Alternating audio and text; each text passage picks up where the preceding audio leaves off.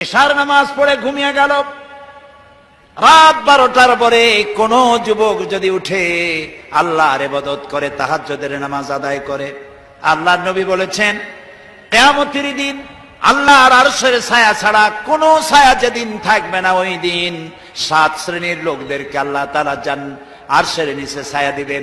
তার মধ্যে এক শ্রেণী হলো ওয়াশাবুন নাশাফি ইবাদাতিল্লাহ, ওই সব যুবক যারা রাত কাটিয়েছে আল্লাহর ইবাদতের মধ্য দিয়ে, রাত গুজরান করেছে আল্লাহর ইবাদত তেলাওয়াত নামাজের মধ্য দিয়ে।